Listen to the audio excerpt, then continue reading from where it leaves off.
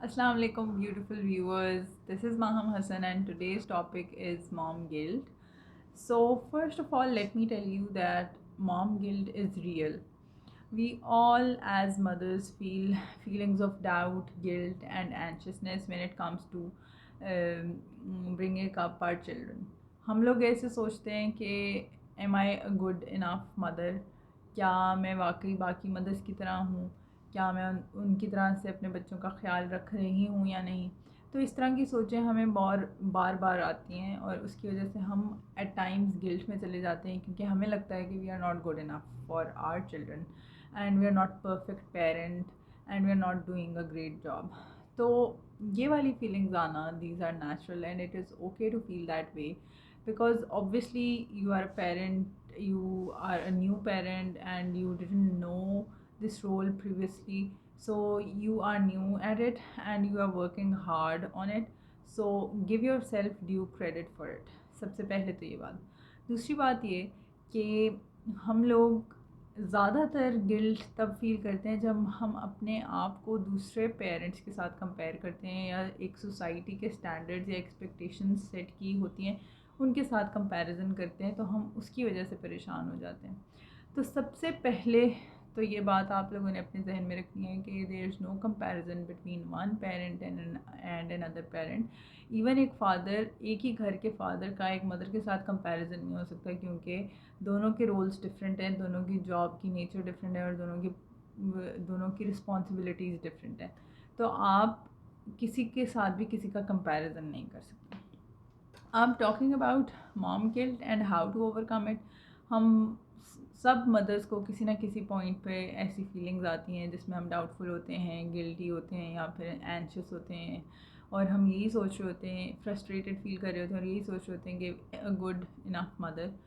तो कुछ ऐसी टिप्स हैं जिनको आप फॉलो करते हुए, कुछ 6 to 7 स्टेप्स हैं जिनको आप फॉलो करते हुए अपने आप को ये चीज़ बार बार कन्वे कर सकते हैं कि you are doing a great job and you are doing awesome.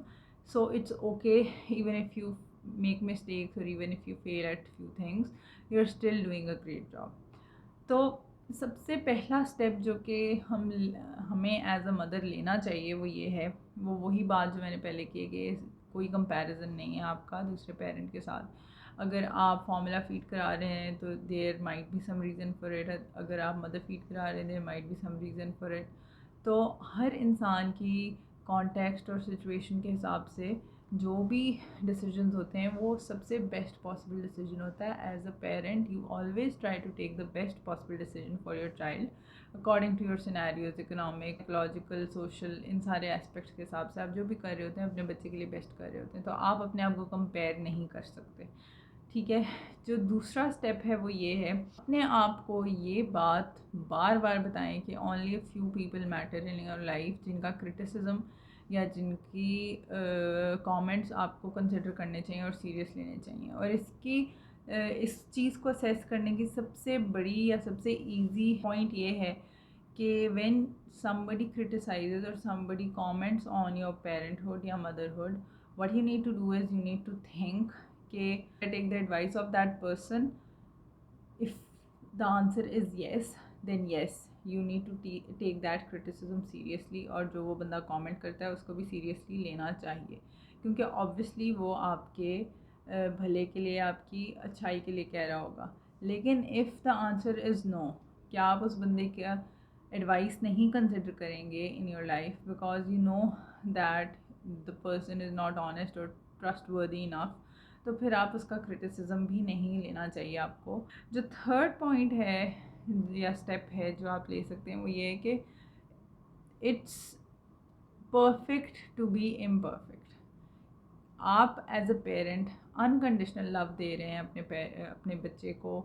You are providing care, nourishment and unconditional love to your child, so you are doing a perfect job. Even if you are imperfect, आपसे ज़्यादा प्यार, आपसे ज़्यादा तवज्जो आपके बच्चे को कोई और नहीं दे सकता, और ये परफेक्शन है आपके रोल की।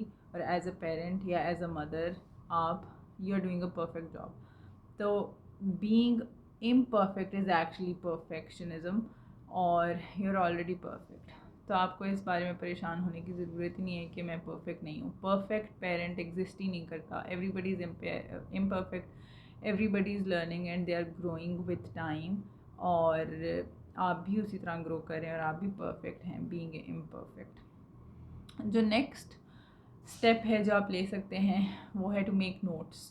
As a parent sometimes you feel कि कुछ चीज़ें आप छोड़ देते हैं, कुछ चीज़ें रह जाती हैं, कुछ चीज़ें इग्नोर हो जाती हैं। तो बेहतर ये है कि आप टू डू लिस्ट और नोट्स वगैरह बनाना शुरू कर दें। उससे ये होगा कि आपको पता होगा कि कौन कौन से टास्क हैं, you would be able to prioritize them accordingly. और इस तरह बच्चों की या घर की बहुत सारी चीज़ें जो पहले इग्नोर हो जाती थी वो नहीं होंगी, क्योंकि यू वुड नो कि कौन सी चीज़ प्रायोरिटी वाइज करनी है, कौन सी नहीं करनी। तो इस तरह आपकी बहुत सारी एंजाइटी और बहुत सारा गिल्ट कम हो जाएगा जब आपको पता होगा कि कौन कौन से टास्क हैं जो करने हैं और कौन कौन से करने की ज़रूरत है। जो नेक्स्ट स्टेप है वो ये है कि it is okay if some of the work still remains undone. ठीक है, सारी चीज़ें कोई भी बंदा नहीं कर सकता। अगर आपने डेली के 10 टास्क रखे हुए हैं और आप उसमें से 7 to 8 अचीव कर रहे हैं और 2 या 3 नहीं हो रहे, तो इट्स ओके। आप सारा दिन रोज़ हर चीज़ नहीं कर सकते। कुछ चीज़ें जो प्रायोरिटी वाइज लो प्रायोरिटी चीज़ें हैं, you can always do them the next day, और आप दोबारा से उनको अगले दिन कर सकते हैं। तो इस बात पे परेशान होना कि मैं सारी चीज़ें मैनेज नहीं कर सक रही, मैं वर्क लाइफ बैलेंस और बच्चों के साथ काम और अपना घर का काम, अपना ऑफिस, अपनी जॉब, इन सारों को इक्वली टाइम नहीं दे पा रही, तो it's okay to not do the low priority things at times. कुछ टाइम लेके आप उनको बाद में भी कर सकते हैं, उससे कोई आपको जज नहीं करेगा। और जो लोग जज करते हैं तो उनको करने दें, क्योंकि वही बात, few people matter in your life. तो आप वही करें जो हाई प्रायोरिटी टास्क हैं, और कुछ चीज़ें अगर रह भी जाती हैं तो उनको आप बाद में भी कर सकते हैं। It is okay even if something remains undone. जो नेक्स्ट स्टेप है वो ये है कि आपने सुना होगा कि क्वालिटी और क्वांटिटी ऑलवेज़ मैटर्स। बहुत ज़्यादातर mom guilt working moms, single moms, इनमें ज़्यादा देखी जाती है, क्योंकि they feel like they are not working, they are not giving enough time to their kids.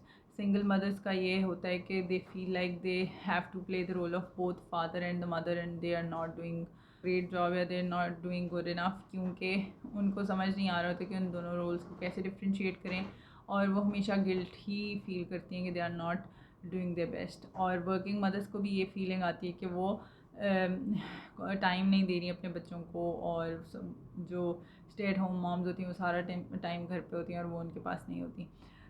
बात या ये गिल्ट जो कि इन चीज़ों की वजह से राइज़ होता है, इसमें सबसे ज़्यादा क्वालिटी ऑफ टाइम मैटर करती है। अगर आप अपने बच्चे को क्वालिटी टाइम दे रहे हैं और 2 to 3 आवर्स क्वालिटी टाइम दे रहे हैं, और बेशक पूरा दिन आप उसके साथ नहीं हैं, तो उसकी डेवलपमेंट, उसकी ग्रूमिंग, उसकी मैच्योरिटी का लेवल डिफरेंट होगा, बजाय इसके कि वो मदर जो पूरा दिन घर में हो और वो पूरा दिन अपने बच्चे के पास हो, लेकिन उसको क्वालिटी टाइम ना दे और अपने कामों में मसरूफ़ रहे और वो फॉर ग्रांटेड ले उस टाइम को। तो उन बच्चों की का पोटेंशियल हैप्पीनेस, उनकी EQ IQ, ये सारी चीज़ें उन डिफरेंट होती हैं जो कि जिनको क्वालिटी टाइम मिलो। तो हमेशा क्वालिटी ओवर क्वांटिटी मैटर्स। जो लास्ट स्टेप है जो आप कर सकते हैं अपने बच्चे के लिए, वो ये है कि you have to take care of your self. जब तक आप अपने आप को बेस्ट नहीं देंगे, तो आप अब किसी और को बेस्ट नहीं दे सकेंगे। You have to take care of your self so that you can take care of others. For example, अगर एक प्लांट है, अगर आप उसको पानी नहीं देंगे तो it won't grow. You are a plant your self. If you won't take care of yourself, if you won't pamper yourself, so you won't be able to give energy, and you won't be able to transform that energy into others.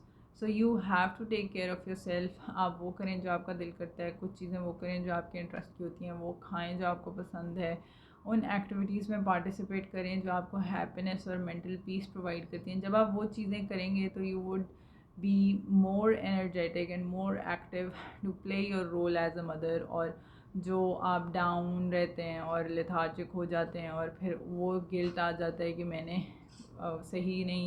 सही से ख्याल नहीं रखा, मैंने ये चीज़ें नहीं की, मैं इससे ज़्यादा कर सकता था लेकिन मैंने नहीं किया, तो ये वाली फीलिंग्स उससे बहुत ज़्यादा रिड्यूस हो जाती हैं, क्योंकि you would be able to do all those things because you are happy and happy at your heart and peaceful at your mind. So always take care of yourself first and then take care of others. Hope this video helped and you are better able to manage your guilt, because जब हम आपको बार बार जब अपने आप को हम बार बार ऐसे positive messages देते हैं तो उसकी वजह से ये होता है कि आप एक्चुअली काम डाउन कर जाते हैं और एक्चुअली आप उन फीलिंग्स को ओवरकम करना सीख लेते हैं. Share this video with others, share this video with moms, and please subscribe the channel for future content. I hope you enjoyed. Thank you. Allah Hafiz.